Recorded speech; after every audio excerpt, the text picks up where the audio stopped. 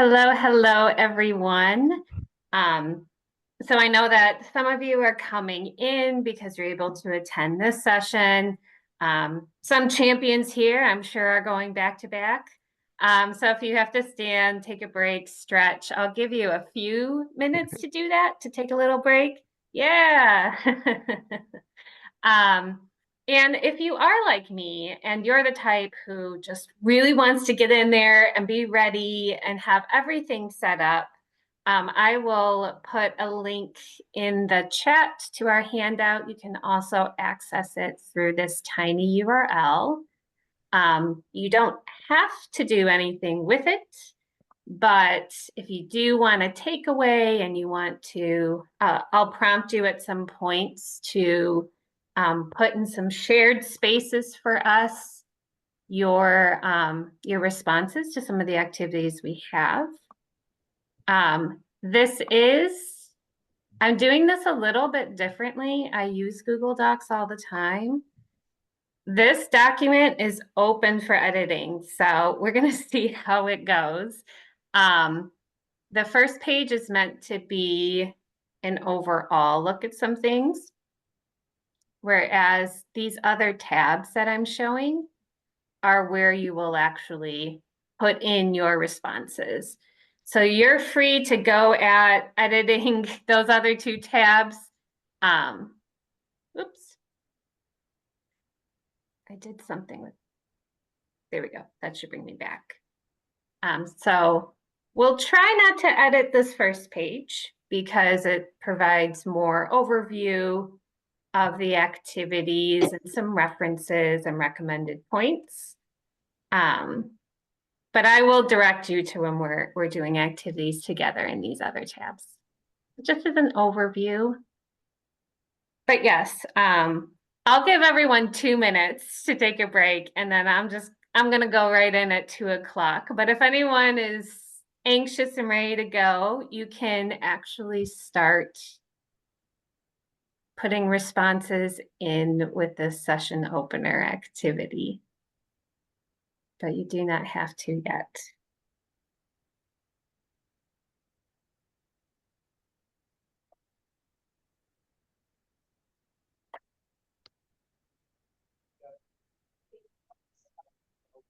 Speak to the Attorney General about that. I really don't know.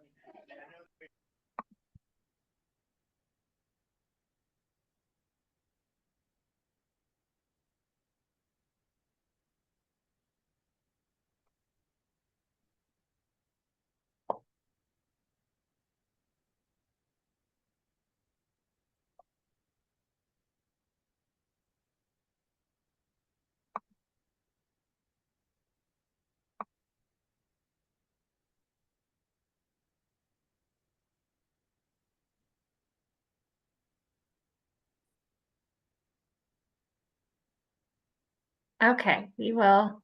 It's 2 o'clock. I'm watching that clock. We're going to go ahead and get started. So for today, we're taking this shared theme of thinking about competency, how we measure it in our classrooms, and thinking about how universal design for learning, especially the assessment side of universal design for learning, can be really helpful for thinking about how we measure competency and even understand competency. And before I get too much more into exactly what we do and what those points will look like, I'll share a little bit about me. So I am a teacher. I have been teaching over the last almost 15 years, and I mostly teach composition courses, usually for first-year students, which I love because it's the perfect laboratory of all things teaching and learning, and I'm sure I will refer to some specific examples throughout the presentation. My main full-time role is as the Associate Director at the Center for Excellence in Teaching and Learning at Oakland University, which is always funny when I'm talking to a California crowd because it is not Oakland, California. It is in Oakland County in Michigan. So I'm over there in the Midwest. And so while as the associate director, I get to dabble in lots of things related to teaching and learning. one common through line in all of my work, and I hope you'll see it not only reflected in the content, but in how we do things today, is universal design for learning. So I will be, for the sake of engagement and a little bit more depth, I will be doing a short introduction to universal design for learning, but I won't be covering everything. So if this is new to you and you feel like you would really like to have a broader understanding of what universal design for learning is, why it's important, and all of the main principles, I encourage you to go to the Universal Design for Learning playlist that I have displayed here. It is in the references in the handout, but it is also hyperlinked in these slides, which have also been shared. This playlist has had a lot of life since it was first published in 2017 or 2018. So I highly encourage it for yourself and for your colleagues who want an accessible resource on universal design for learning. And universal design for learning has been a through line in my work, and most recently in my book. Oh, there we go. It was a preview. There we go. So I am more recently an author of the book Mobile Mindful Teaching and Learning. So mobile learning won't be the focus of this talk, but it is recent work that I have done, and universal design for learning is really at the center of how I'm approaching mobile learning. And there's lots of great mobile learning things happening in California among educators there. This book is meant to be a first entry point for kind of any faculty member to really get what are the true superpowers out of mobile learning specifically. Okay, so it's a little bit about me. What I would love to do now is hear a little bit about you and for us to see each other's responses as much as possible. So you can think on these questions. You can share them in the chat if you don't want to do the Google Doc thing. Otherwise, I would love if you shared your responses to these 3 questions that I pose. It is relevant to the topic of this presentation. And that is, first, what makes you a different kind of learner?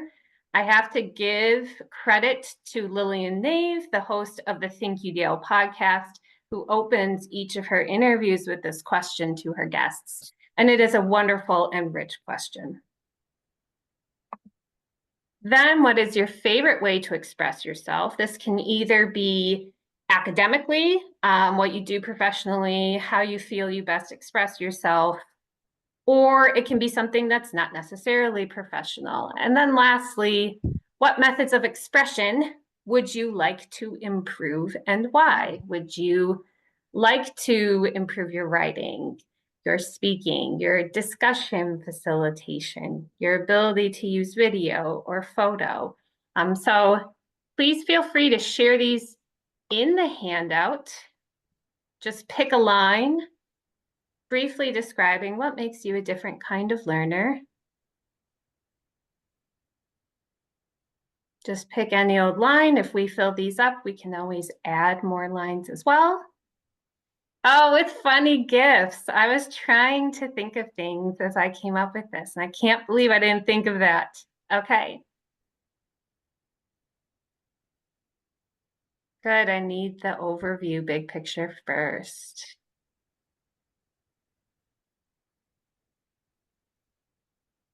I'll display these questions for a minute. We'll take a minute or two. Some people don't like being watched as they type things, so I'll just leave it here.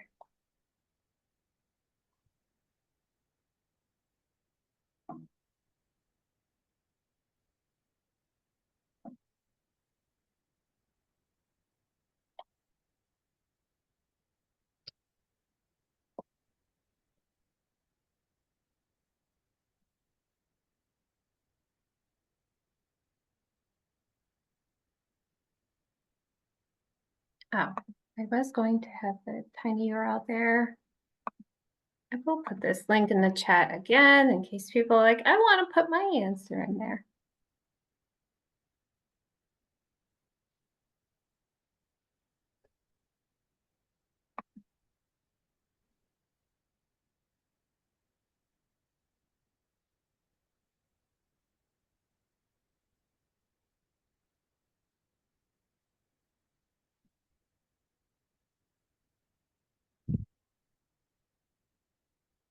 Okay, I will read out some of these in case people are on their phones or otherwise are not looking at the screen right now. Excellent. I have the ability to demystify complex concepts. I'm a little bit of the opposite, I would say, in good and bad ways. I like to make things complex, which sometimes doesn't demystify. I'm curious. I like to have instructors jump right into the content, give the big ideas. I need to hear the story about it. That's wonderful. Favorite way to express yourself in writing with funny GIFs or GIFs if we're being technical. I know some people insist on that. Using analogies, drawing cartoons, using metaphors, and with humor. And then methods of expression people would like to improve. Oral communication. Visual expression, yes, like data visualization. That's a big one for me too. Public speaking. Fluency using academic language. Visual arts. And being more formal in instruction. Please feel free to continue sharing things here. If you have an idea or if something inspires you, this tab will continue to stay open. What I really like about these types of questions as icebreakers is that they're a good metacognitive moment for ourselves to think about what we do to, that we actually do tend to process things in a certain way. It's not just that way, but it's what rises to the surface for us. But it also helps us see that we are like some people, but also people are very different from us. So going back to thinking about how different we are as learners, we're here having the same experience, but we are actually doing something different in our minds with that. And this actually comes to a cartoon I thought of. Some of you have probably seen this one before. This is a cartoon with multiple very different animals standing in a line. And there is a man at a desk that tells all of these animals for a fair selection, everybody has to take the same exam. Please climb that tree. So we have some animals who can climb a tree like a chimp or a monkey, but we also have a penguin and an elephant and a fish. So this comic is meant to demonstrate that it doesn't necessarily make sense to have exactly the same test of ability, competency, when we have such a diverse audience. And so this is something that's commonly used in these conversations as an analogy. But, whether you want to put it in the chat or just think about it, of course, we can complicate this a little bit. And this is what we will continue to think about as we go through this session, which is, is it the same to say that whatever learners we have in our group are as different as these animals and their abilities and ways of expressing themselves? So is it a accurate analogy? How important is it to know how to climb a tree in our classes or contexts? Meaning, is it important to be able to do this singular specific thing? And we will come back to that a little bit later. But we can think about, what questions would you add if we're thinking about this analogy of, asking all of our learners in any context to be measured in the same way.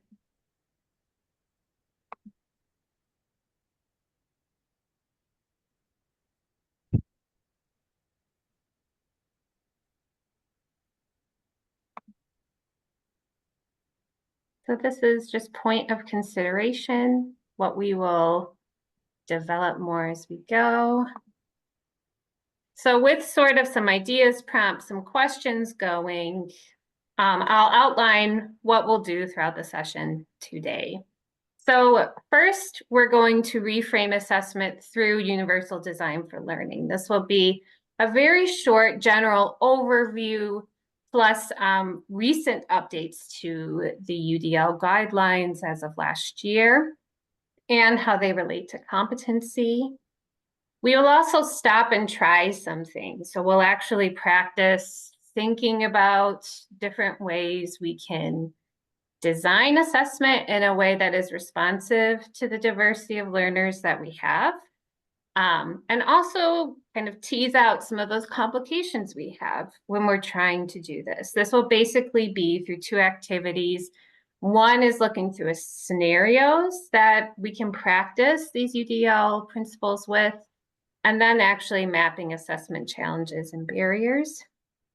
And then it will probably end up being for a very short amount of time at the end, but we'll start to plan next steps. So based on the ideas generated, the opportunities we see, what are some important next steps? I'll provide some recommendations, but we'll also talk together and come up with our own individual plans here.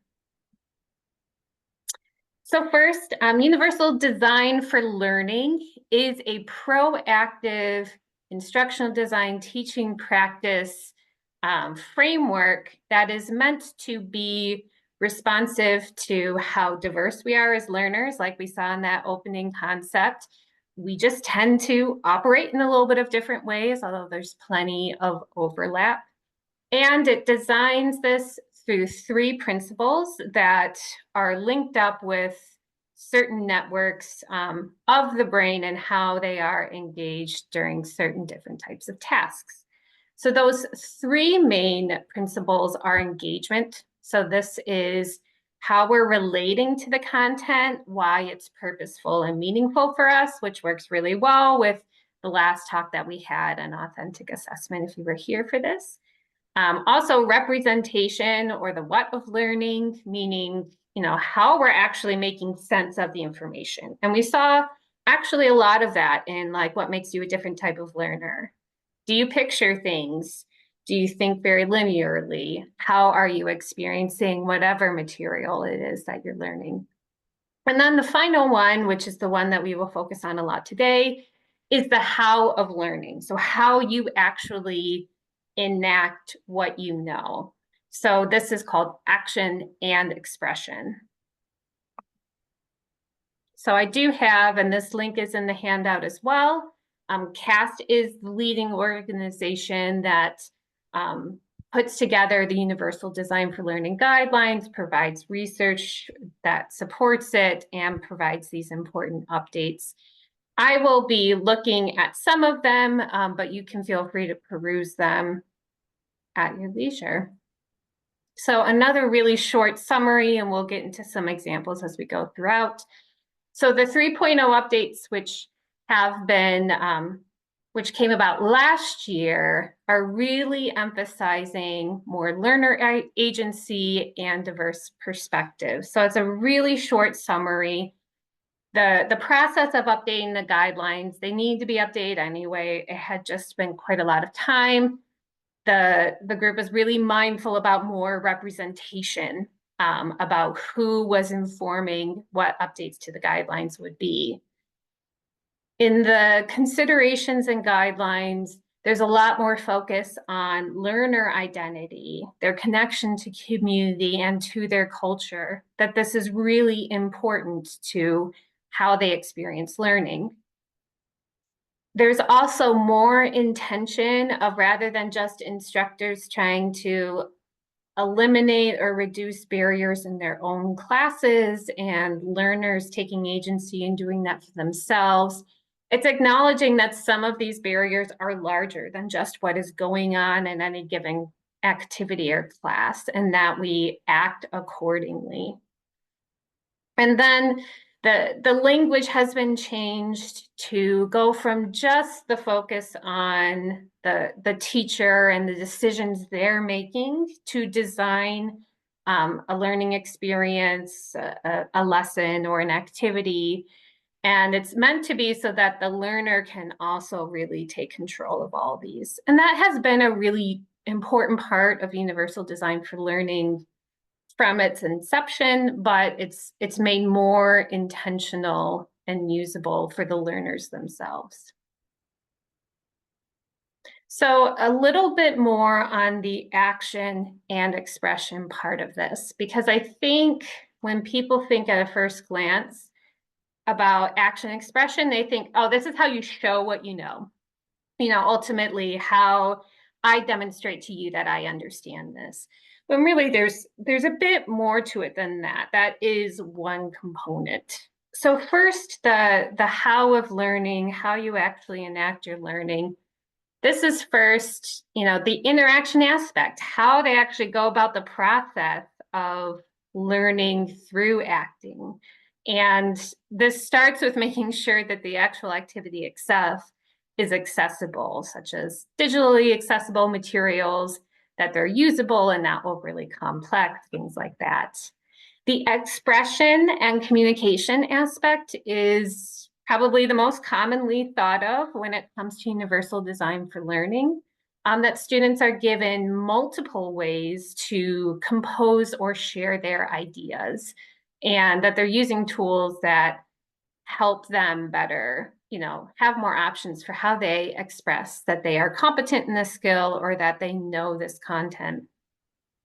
And another really important one that gets some recognition, but probably needs to be thought of even more when we're thinking of universal design for learning, is strategy development. So if we think of expression and communication as the sort of end point of like, this is how I ultimately show what I know, the strategy development is, okay, I know this is the end point I want to reach or the process I want to take, but the strategy development is, how do I get there? How do I plan success? So this can be scaffolding activities, monitoring progress, and we will talk a little bit more about that one in particular as we continue on.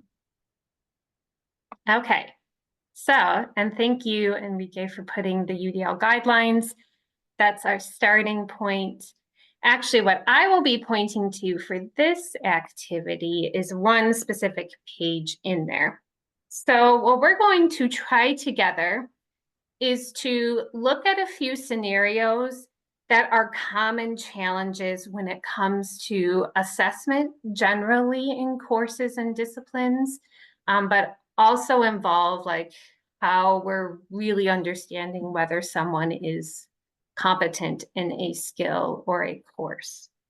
So before we get into these, we're going to look at 3 scenarios, and then if you feel like I'm not so familiar with universal design for learning yet, and these concepts are very new and fresh, you can first just start by looking at these scenarios and thinking, okay, how can I provide multiple ways for students to attain this learning goal? Because flexibility is a main attribute of universal design for learning. It's that you're providing multiple means of accomplishing this one task or goal or activity. If you are more UDL savvy, or you like looking at rubric items and specific considerations, either with your own ideas or looking at someone else's, add which actual guideline or consideration matches up with that strategy. So the link, and I'll put this in the chat just to make it easy for people, it is in the handout as well. To give you an idea of how the CAS page organizes this and how to navigate it and use it, this is the action and expression page. These guidelines are the ones that I showed on the previous slide. Each of them have about 4 considerations that are labeled with a number. So you can click on these pages and it will give you specific examples of what that consideration is getting at. So, and then it'll link you back to more examples. So if you are a little more UDL familiar, I encourage actually practicing looking at these scenarios and saying, oh, that really matches up with expression and communication, specifically this consideration. Because that's where universal design for learning really shines, because there is a difference between just enacting some flexibility and really using universal design for learning to inform that. So you can go to our handout, the second tab here. Some people are there. I see some colorful cursors. But if you just want to see this at a glance and think about it on your own, these are the three scenarios that I propose we start with. So first is more of like a nursing exam prep. There are certain required exams for licensure purposes that students have to take within nursing and other classes. So this scenario is saying that the instructor's test prep course covers dense content, but students are at varying starting points of knowledge. So there's a challenge in figuring out how to pace it. The second scenario has to do with a lot of student anxiety about speaking a language they're learning in class. Students are so anxious about the Spanish oral exam that they avoid practicing. So of course, this can be replaced with other languages, but the idea is that you're learning a language that is not your primary language. And then the third scenario is thinking about the struggle to express your learning and writing. So in this example, engineering students are excelling in group activities and in building prototypes, but when it comes to writing lab reports and documentation about that process, it really doesn't match the work that the instructor's seeing in the class. So we're going to take a little bit longer with this one, about 5 minutes, and I'll sort of check in the handout. We'll sort of do this the same way as the opening activity. But I'd like us to think about the scenarios, what flexibility practices can be offered, and what UDL guideline this matches up with. Again, if this is new to you, just whatever ideas come up for you. You'll see a fuller summary in the handout itself. All right, I will display these. I'll give everyone 3 to 4 minutes. And then if people really just want to raise their hand and they'd rather just share out, that's fine too. But I'd love to see some responses in the shared Google.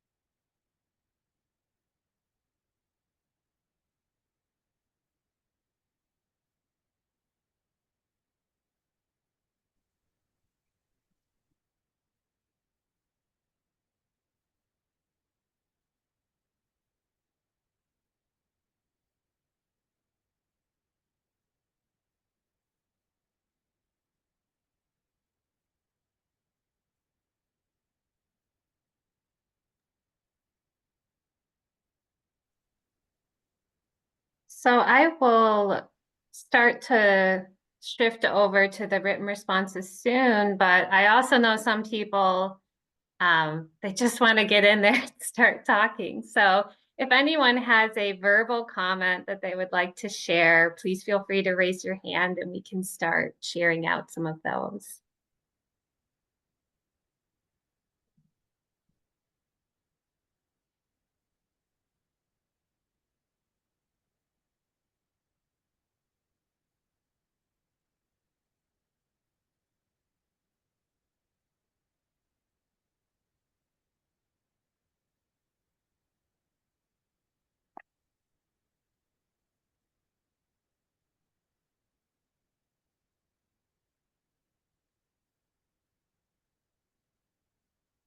Okay, I'll start to shift over. Sorry, I'm fighting with this Zoom toolbar. Okay. And I also encourage some light rule breaking. So if you were like, I don't possibly have enough information to answer this question, you can also put in your nagging questions or what we absolutely have to know before we can even come up with an idea.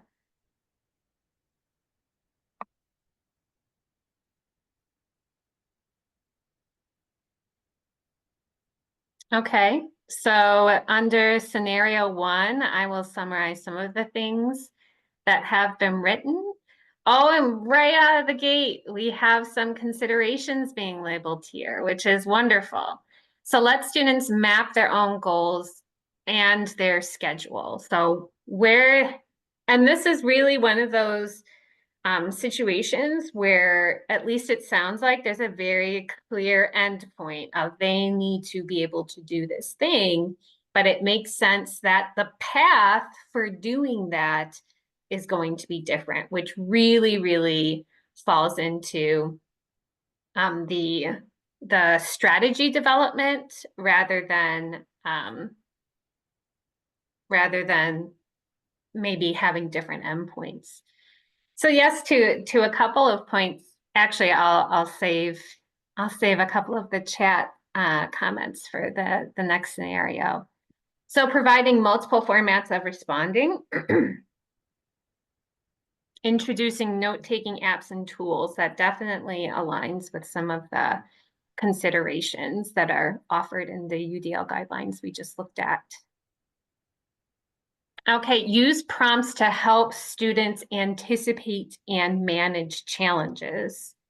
So it's even building an awareness of this is the struggle. Once you understand what the challenge and struggle is, you are more effectively able to make a plan to get there. Okay, so scenario 2, we had a couple of comments in the chat about how this scenario can even be interesting, complex based on the language speaking diversity of the classroom and, what exposure they may have had to whatever language is being learned anyway. So as far as written comments, allow students to record themselves on their phones and listen to themselves privately and make corrections or comments.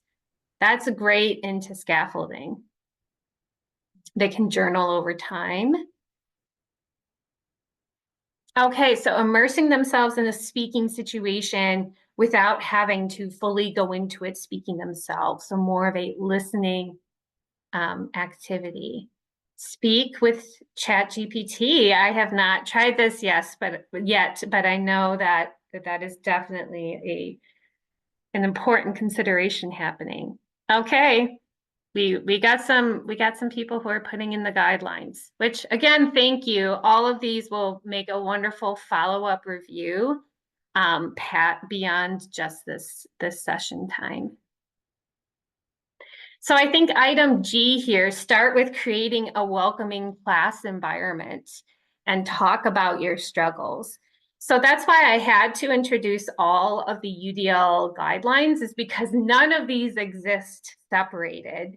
So item G, I align a lot with the engagement principle of like, What makes this meaningful? Why are you here? How does this make sense to you? So when you take care of that engagement aspect, you are better set up to soften some of these action and expression challenges that come up. Great, great, great.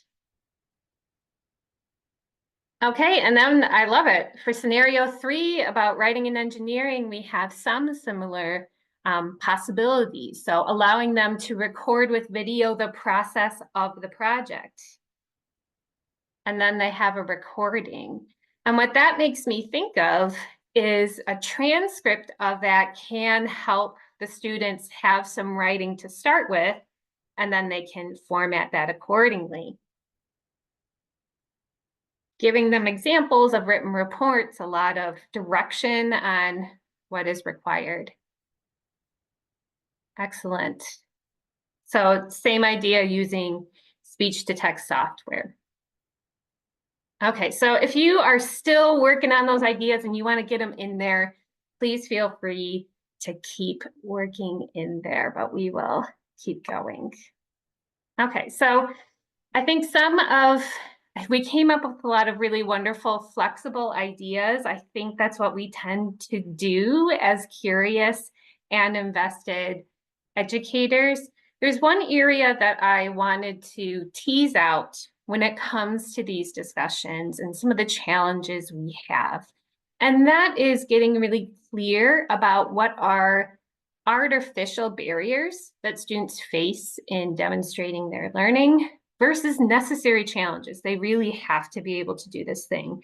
And that's why I bring us back to the cartoon of all the different animals I showed at the beginning. And we see that there's this clear point that it doesn't make sense to ask all of these animals to be able to climb a tree. But as educators, we do have to get specific about what students must be able to do, which is the whole point of student learning outcomes. But those outcomes are going to be quite different based on what we teach, what level of progression, whether students are immediately going out into the field to do this specific thing, or if they're just practicing a disposition. We have to get pretty specific and intentional about that.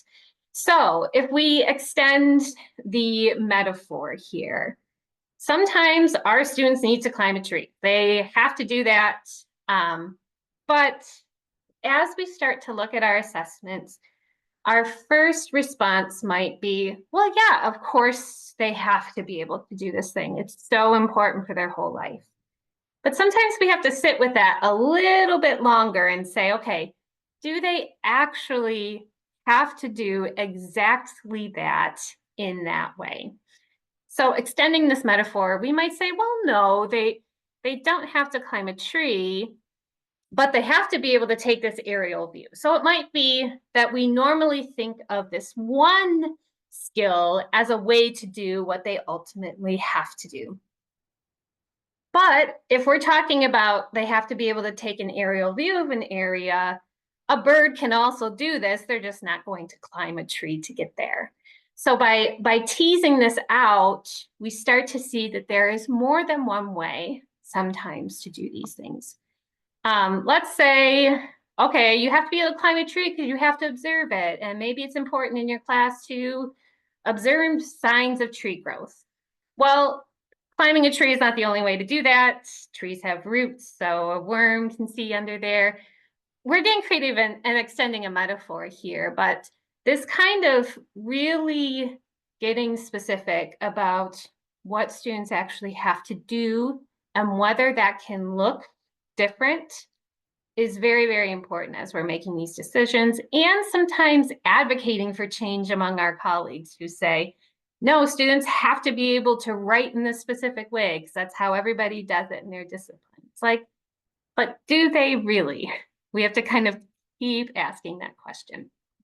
And even at the end of the day, this lesson is teaching us to be aware of praxis. So where we see one action as the ultimate way, like we automatically make it equivalent with the thing that they actually have to do when that is not an appropriate representation. But sometimes, even going through this process, we still have to be really clear about what are some essential competencies, what students absolutely have to be able to do as a result of this class. So a really short note on what I mean about being aware of proxies. There's lots of really good pieces of writing on this topic. I am citing just as two examples from the Chronicle of Higher Education on this topic. Katie Gaspriel, who takes more of a disability lens to some of these proxies, as I'm calling them, and Kevin Gannon in talking about academic rigor versus logistical rigor. So some of these concepts sometimes come into question when it comes to how we're assessing whether students are successful in their class and are competent. Things like our attendance policy sometimes, participation, whether things are turned in on time, whether they have, hit a very specific due date or time. Sometimes the amount of scaffolding that goes into our instructions. Sometimes when talking with faculty, they equate these things almost with like a sort of moral goodness, like, as a certain professional, you have to be prompt. So therefore, students are marked down if they're late. We hear things of like, students have to be able to turn things in on time. But do they, how strict is that in their work as a student, in their work as a scholar? Sometimes it's really, really important. Sometimes it's pretty normal that it's a soft due date. So with some of these things where we're trying to encourage a good behavior that we think is beneficial and that ultimately makes the student a good person, we sometimes have to hold on to that a little bit longer and say, is this actually measuring what I always think in my brain it measures? So some points of consideration there. On the flip side, sometimes even after a lot of evaluation and reflection, we do sometimes find that certain skills and dispositions are essential. Preparing for, specific exams that your professional students will absolutely have to take if they want to be practicing in the field. That's kind of a hard line, even if we're against and we don't think it's an authentic way of learning. Most instructors get to a point where they have to prepare them for that. There are some professions where very strict time management is absolutely essential, and they will be doing time management things for other people as well. So those are situations where this becomes a really essential competency. Public speaking in some professions is absolutely essential to the profession, at least as it stands in most situations. So all of this to say, because I know there can be even some pushbacks on these for sure, is if we decide, okay, we want students to reach these competencies, we know that some will have more challenges, whether they're fair or not getting there. This is where we can really lean into strategy development, this aspect of action and expression. So this is where we can build into our course how students strategize and act on their plans to make the most out of their learning, that they have an authentic, achievable way of reaching that competency. And this is part of the reason why I wanted to open with this question of what methods of expression would you like to improve and why? There are some skeptics of universal design for learning and other things who say, well, students shouldn't only be acting on the modes of expression and things they're already really comfortable with and good at. They should be open to growing in different ways. But it is important to engage into things that are authentic to the student as far as like, again, and this goes into the 3.0 update of being really clear about like learners have to craft this as well, that we're not just forcing every student to grow in this certain way, but that they get some say in what new thing and what new challenge they want to build up, and they have edifying ways of getting there. And so these are, just at a glance, these are the considerations that have to do with strategy development. Setting meaningful goals for the learner sets them for themselves. Anticipate and plan for challenges. We saw that being cited in the handout. Organizing information and research in a way that makes sense to them. They have a sense of knowing whether they are achieving what they want to achieve.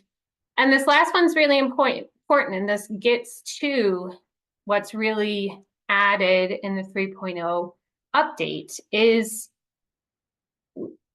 just because we might feel like we have to accept the reality of what the situation is, there is a place to push back against these in whatever way we can and say, it's not right that this is the only way a student can get certified, or it's not right that a student who really struggles with public speaking can't engage in this field in another way. So we don't have to just completely accept that we have these limitations, but we're prompted to provide meaningful ways to acknowledge where there's issues and push back against them in whatever way we can. So with this, with a little more thinking about common challenges, barriers we anticipate, what might be necessary challenges that everyone benefits from having some good ways to persist through those challenges. We're going to try something on our own now.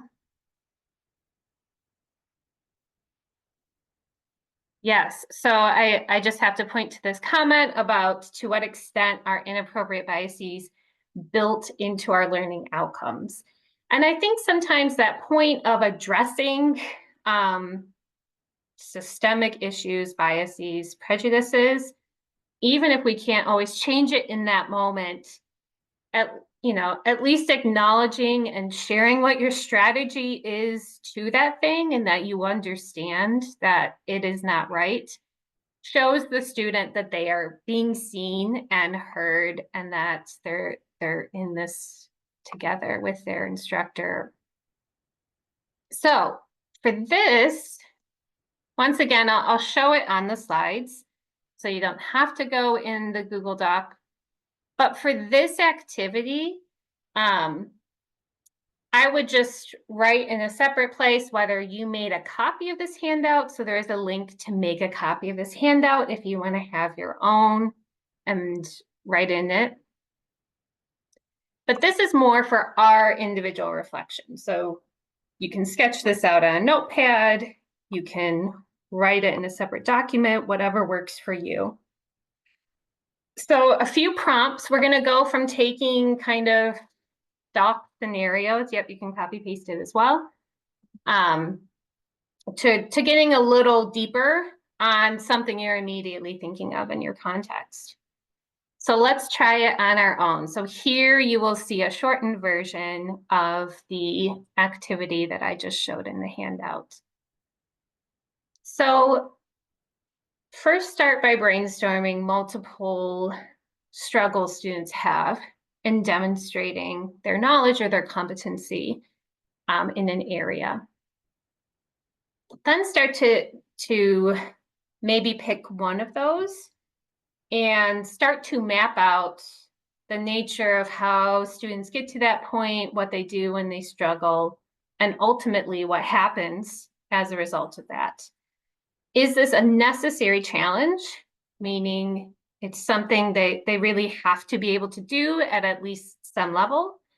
Or is it an artificial barrier? Maybe it's a proxy that keeps getting handed down as something that demonstrates learning when maybe it's not the only way.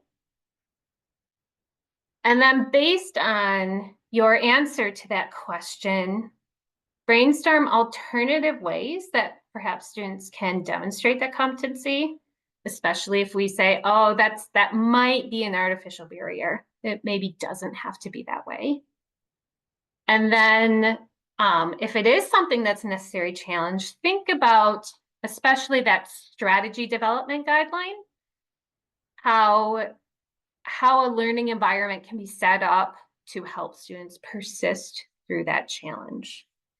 So very similar to the format of last time, except we're just writing and mapping out our own response. We'll take about 3 minutes, brainstorm some ideas, pick one or two, and start thinking about how we can approach that specific challenge and barrier. So about 3 minutes, and then we'll come back.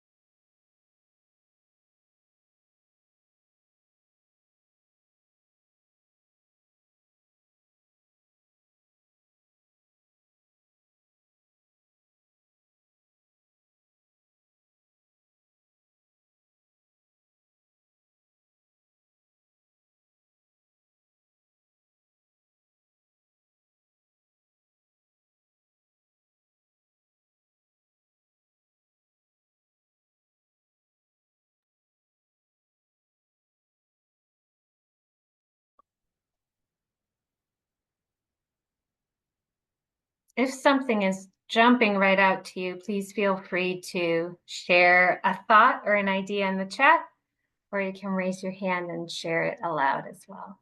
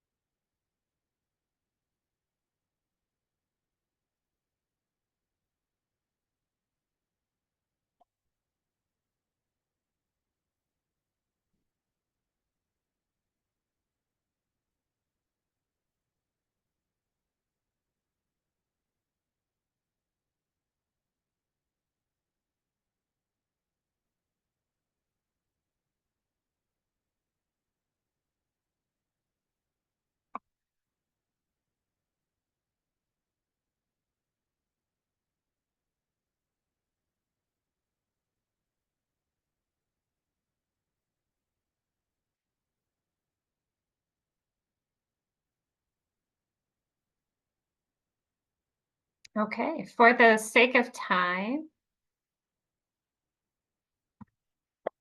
I will get to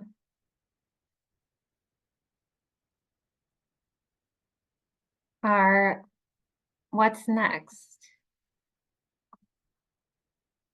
So a clear one, makes sense. Really get started. If you really like the idea of using universal design for learning as a guiding post to revisit some of these action and expression guidelines specifically when we're thinking about assessment and competency. And think about which ones you really want to lean into. And perhaps building off of what we started here to plan 1 to 2 assessment design updates that either can essentially remove some barriers or help students overcome them or circumvent them. So I say 1 or 2 because sometimes what happens in our enthusiasm for universal design for learning is we just see all the possibilities and we want students to be able to have choices on absolutely everything that they do, and that can feel overwhelming to us as the instructor. And it can also be hard to see, what's really having an impact and effect and to understand it. So for the sake of what is doable and feasible and what will help you and your students keep going, I recommend starting a bit smaller in scale and then building off of that. And to this effect, determine how to evaluate the impact. Is it just in their grade performance? Is it in how engaged they seem with the activity? If it's engagement, what does that look like? Is it more people talking in the classroom? Is it, more diverse participation any given day? Getting specific about what's that thing that you know in your brain that looks like success, and having, something observable is really helpful. And along with this, especially in line with the 3.0 updates, work with your students on this. It doesn't just have to be you who figures this out, and it really shouldn't just be you. Talking with students, getting their input on what would be most helpful, getting their feedback on how something went. They are the agents of the learning environment as well.